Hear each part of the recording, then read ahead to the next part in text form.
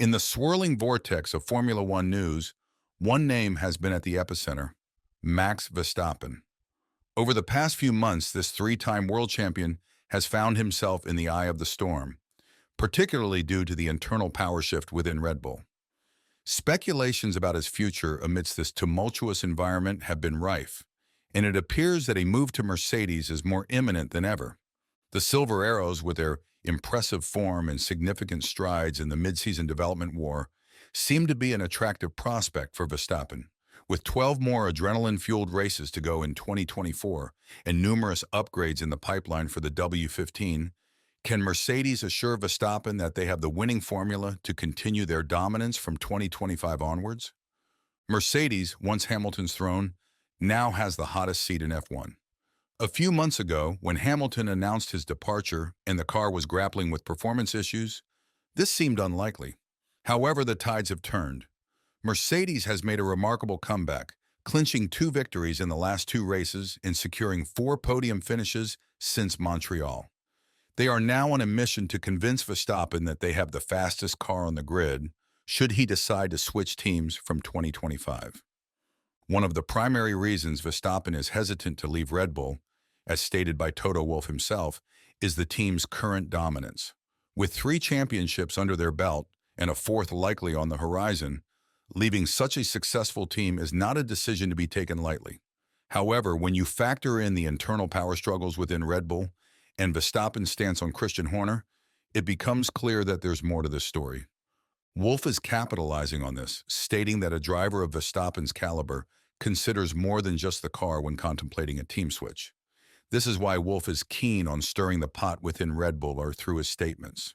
With Red Bull being a one-man show in both championships, it's inevitable that they will face numerous challenges by the end of the year.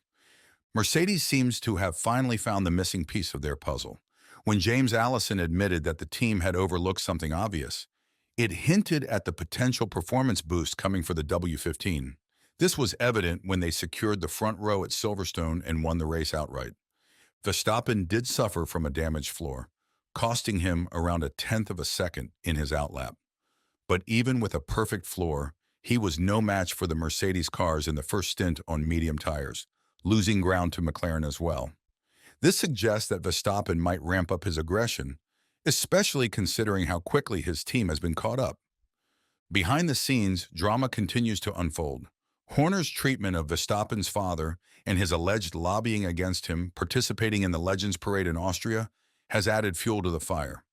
Despite Horner's insistence that he had no involvement in the parade organization, few are convinced, especially after both Max and Helmut Marko commented on the kindergarten situation currently brewing in Red Bull. Mercedes has a lot on their plate right now, but one thing is certain: they have the resources to improve the car to the point where Verstappen believes there is a future for him with the Brackley-based squad. Ola Kalenius, the CEO of the team, has openly lobbied for Verstappen to join them, stating that Max would look good in silver. This statement underscores Mercedes' desire to have Max on the grid from next year. Quite frankly, other than Verstappen and Fernando Alonso, there aren't many drivers who could fill the shoes left behind by the 7-time world champion. As both teams stand at the midseason mark, it's a move that Hamilton might regret. The stage is set for an exciting second half of the season, and all eyes are on Verstappen and his next move. In the aftermath of the Silverstone Grand Prix, Toto Wolff, the Austrian team principal of Mercedes, sparked a conversation that has since dominated the F1 landscape. The possibility of Max Verstappen joining the Silver Arrows has been a topic of intense speculation. Wolff emphasized the importance of building the perfect car, but also added a note of caution. He stated, "I don't think it influences our thinking. We need a car that goes quick, and when we have that, we put a driver in and we get interest from many drivers. But we need to stay calm and continue the season." Verstappen had ample opportunity to observe the Mercedes car from the rear in Silverstone. Could this experience sway his decision? Will the W15 be the car that convinces Verstappen that it's the driver, not the team, who wins the races? The sudden surge in Mercedes' performance has been surprising, but according to statements from James Allison, the team's technical director, this was not an unexpected development. A few months ago, he predicted that by the end of the summer break, we would see a car capable of fighting for podiums, maybe even race wins.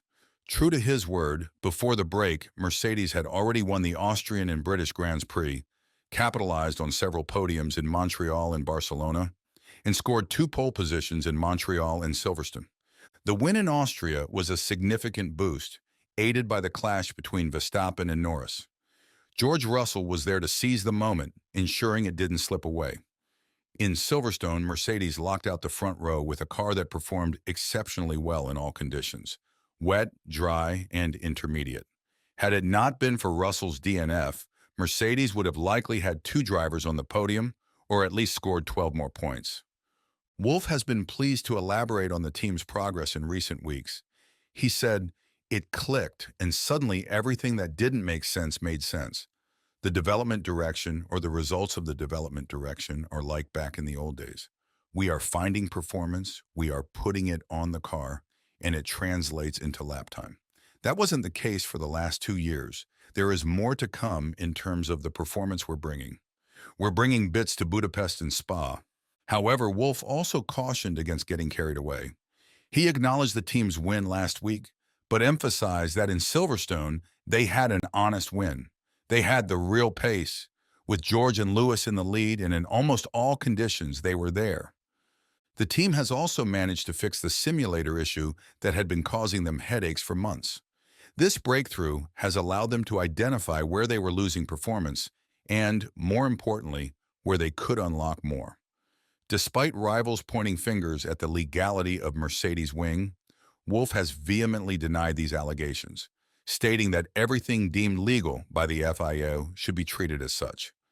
Apart from Verstappen, Mercedes also has a young protege in F2, Kimi Antonelli. With Carlos Sainz taking his time to decide about his future, it's no secret that Wolff has reignited talks for the 3-time race winner to join Mercedes, even if it might be on a 1-year tenure. While Mercedes is willing to put Antonelli in as soon as possible, Wolff made it clear that the seat is Verstappen's to lose. With all this in mind, do you think Mercedes has done enough to convince Verstappen that they can be a force to be reckoned with from 2025 onwards? More importantly, do you think the 3-time world champion would be willing to leave Red Bull if he wins a 4th championship in 2024? Let us know your thoughts in the comments down below. And if you enjoyed this deep dive into the world of Formula One and want to stay updated with the latest news, don't forget to subscribe to our channel. Keep the pedal to the metal, and we'll see you at the next race.